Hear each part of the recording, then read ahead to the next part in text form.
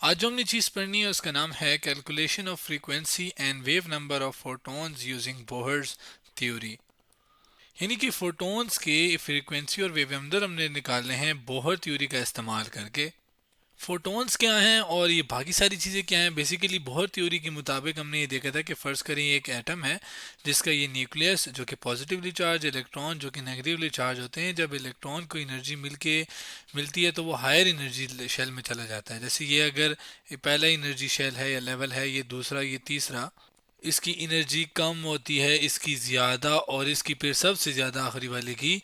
तो इलेक्ट्रॉन को जब एनर्जी मिलती है, किसी भी तरह एनर्जी मिल जाती है, तो वो हाई शेल में जब जाता है तो वो ज़्यादा देर तक नहीं रहता। लेकिन जो ही वो थोड़ी देर बाद जब वो स्टेबल नहीं होता तो वो वापस लो एनर्जी शेल में जाता है। जो ही वो जाता है तो वो एनर्जी को रिलीज़ करता है।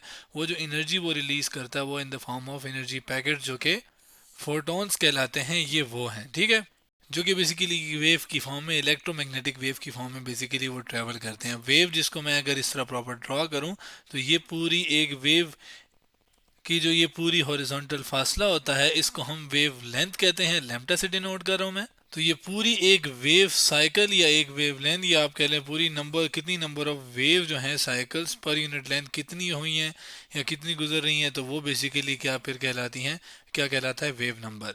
जबकि किसी खास पॉइंट से कितनी वेव जो हैं वो गुजरी हैं, तो यानी नंबर ऑफ वेव साइकिल्स, जिसको पूरा एक साइकिल को वेव साइकिल भी कहते हैं।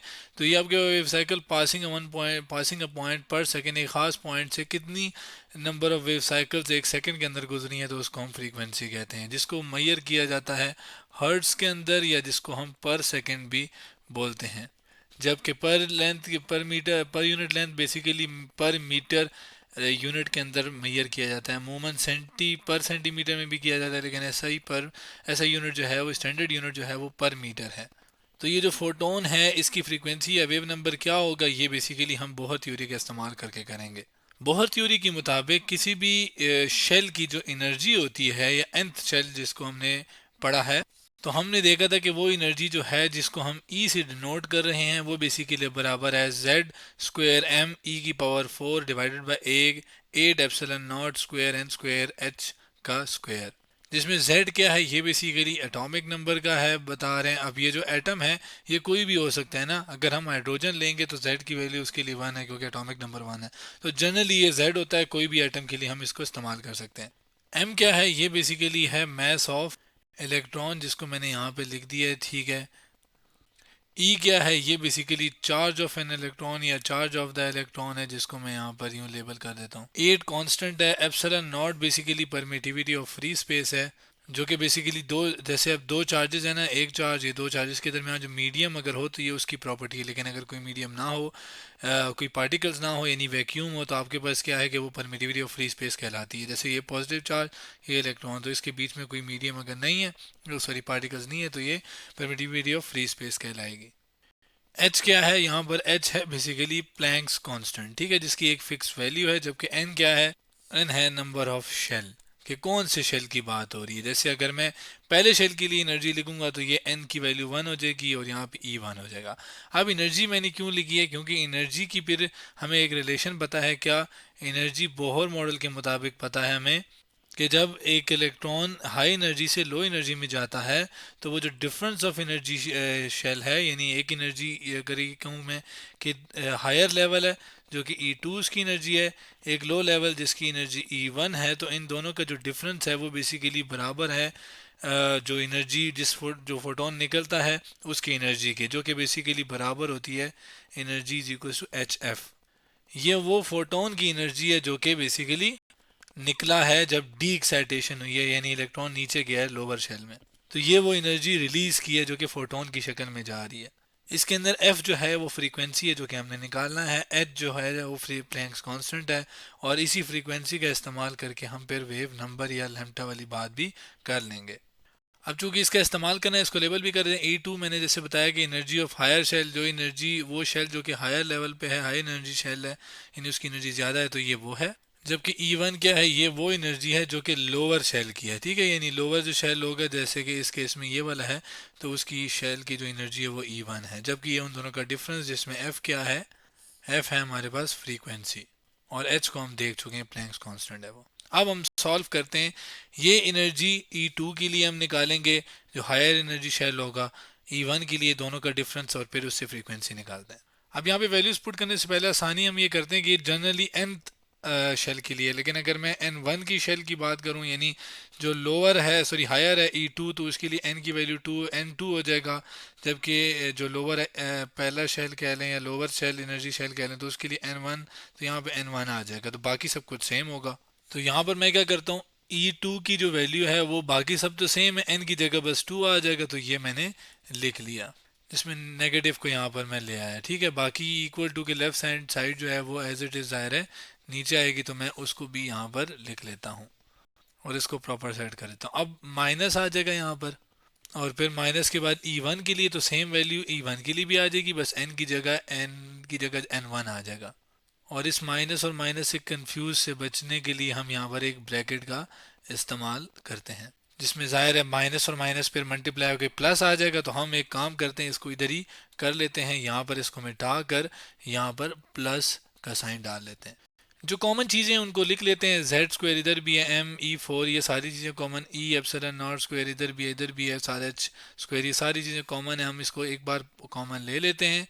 बाकी चीज़ों को अंदर ब्रैकेट में क्लोज करते हैं, जिसमें अगर आप देखें तो -1/n2 का स्क्वायर रह जाएगा, और जबकि यहाँ पर है 1/n1 का स्क्वायर रह जाएगा। तो प्लस साइन की वजह से मैं n1 वाले को पहले लिख लेता हूँ, तो ये n1 और साथ इसका स्क्वायर आ जाएगा, जबकि आगे क्या आ जाएगा माइनस ये वाला, और ये आपके पास फिर क्या आ जाएगा 1/n2 का स्क्वायर, जो कि ये आपके पास ये चीज़ रहेगी। और लेफ्ट हैंड साइड को एज इट इज़ नीचे लिख लेते हैं। अब इस h की वैल्यू को इधर आके डिवाइड कर लेते हैं, तो ये h³ आ जाएगा, तो इसको बल्कि इसी स्टेप में हम कर लेते हैं। तो ये h की वैल्यू इधर मल्टीप्लाई होती है, इधर आके डिवाइड हो जाएगी, जबकि ये h का जो स्क्वायर है ये अब कैंसिल होके, सॉरी ख़त्म होके यहाँ पर पावर 3 आ जाए, क्योंकि एक दो पहले थे, एक और आ गया, तो 3 हो गए। तो ये वो फ्रीक्वेंसी की वैल्यू आ गई फोटोन की, जो कि हम निकालना चाह रहे थे, और ये हमने इस बोहर की जो थ्योरी है उसके एनर्जी की वैल्यूज थी शेल के लिए, उसकी मदद लेकर हमने ये वैल्यू निकाल दी, जिसको मैं यहाँ पे लेबल भी कर देता हूँ फ्रीक्वेंसी ऑफ फोटोन। अब आते हैं वेव नंबर के ऊपर।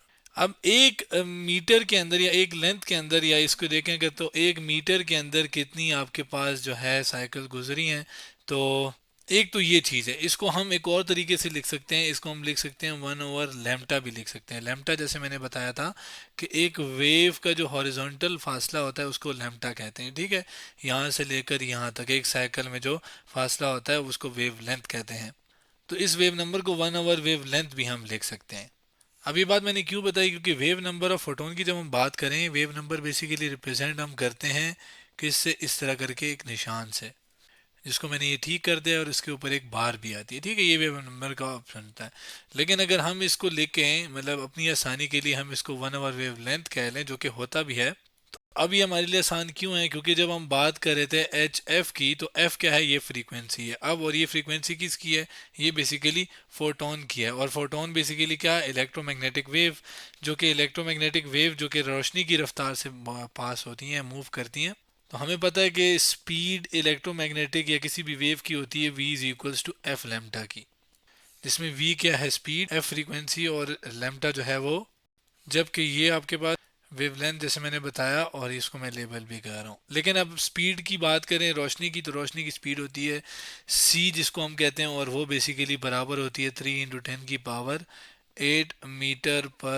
10⁻⁸ तो हम क्यों ना इस v की जगह डायरेक्ट c की वैल्यू डालें, क्योंकि रफ्तार फोटोन की c होनी है, तो ये c equals to F lambda. मुझे f की वैल्यू चाहिए, मैं क्या करता हूँ कि f को इधर ही रखता हूँ, c/लैम्डा कर लेता हूँ, और lambda is equals to F की वैल्यू यहाँ पे पुट करता हूँ। और ये बेसिकली जहाँ पर पुट कर रहा हूँ ये असल में किसके बराबर था, E2 माइनस E1 के, जिसमें सारा ये सॉल्व कर चुके थे हम। या बल्कि एक काम करते हैं ना, इसकी बात ही नहीं करते, f हमें पता है, f की वैल्यू जो है वो हम क्यों ना इसमें डाल दें, तो आपके पास क्या हो जाएगा, c रह जाएगा। c को उधर, c जब इधर आएगा तो c उधर जाके डिवाइड हो जाएगा, और आपके पास ओवरऑल 1/लैम्डा ही सिर्फ रह जाएगा। करते हैं इसको, तो ये यहाँ पे मैं लिख देता हूँ पुट वैल्यू ऑफ f। ये जो f की वैल्यू है इक्वेशन 1 में, इक्वेशन 1 हम किसको कह रहे हैं, हम इक्वेशन 1 इसको कह देते हैं। तो इक्वेशन 1 यहाँ पे ले आया हूँ। f की वैल्यू पुट करने से क्या होगा कि मैं यहाँ पर क्या लिख दूंगा, c/लैम्डा लेमटा। ये सी मल्टीप्लाई हो रहा है एक किस्म का इधर, तो ये उधर जाके डिवाइड हो जाएगा, तो मैं सी जब उधर जाएगा तो यहाँ पे क्या रह जाएगा, कुछ नहीं, यानी वन, और ये सी इधर आके मल्टीप्लाई हो जाएगा। तो ये अब आपके पास expression one over lambda, one over lambda को मैंने क्या कहा था, उसको मैंने कहा था वेव नंबर, तो उसकी जगह मैं यहाँ पर एक ही बात है कि वेव नंबर लिखूँ या वन ओवर लेमटा, एक ही बात है।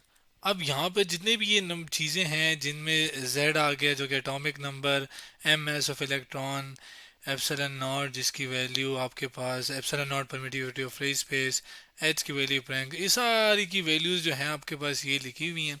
ये सारी वैल्यूज़ जब इसके अंदर हम पुट करके इस वाली चीज़ को सॉल्व करते हैं जिसमें सी की वैल्यू भी अगर हम डालें तो एक फाइनल एक नंबर आता है, और वो नंबर क्या है वो आपको मैं बताता हूँ। जब ये सारी वैल्यूज़ के अंदर हम डालते हैं वो आती है वैल्यू 1.09 10 की पावर 7 पर मीटर।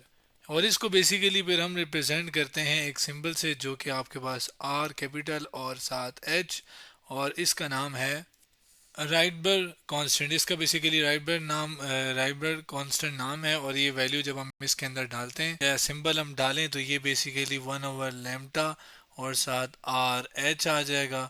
और बाकी ये वाली चीज़ जो कि मैं as it is copy paste कर लेता हूँ तो ये आपके पास आ गई, जिसमें स्क्वायर भी डाल देते हैं जो कि मैंने नहीं डाला, तो ये आपके पास फाइनल आंसर, यानी ये वो आपके पास वेव नंबर की वैल्यू है। इसको हम वेव नंबर भी कह रहे हैं वन ओवर लेमटा, जो कि हमारे पास उन फोटॉन्स के लिए आ गया, जिसका फिर आगे हम इस्तेमाल कर सकते हैं हाइड्रोजन के लिए। बेसिकली असल में हुआ ये है कि यहाँ पर जो Z की वैल्यू मैंने वन डाली है ये हाइड्रोजन के लिए, मतलब ये जो आपके पास एक वेव नंबर आया ये हाइड्रोजन के एटम के लिए आया है, जिसमें डिफरेंट शेल से अगर इलेक्ट्रॉन आए डी एक्साइड हों और वो फोटोन इमिट करें तो उस फोटोन का वेव नंबर आपके पास ये है।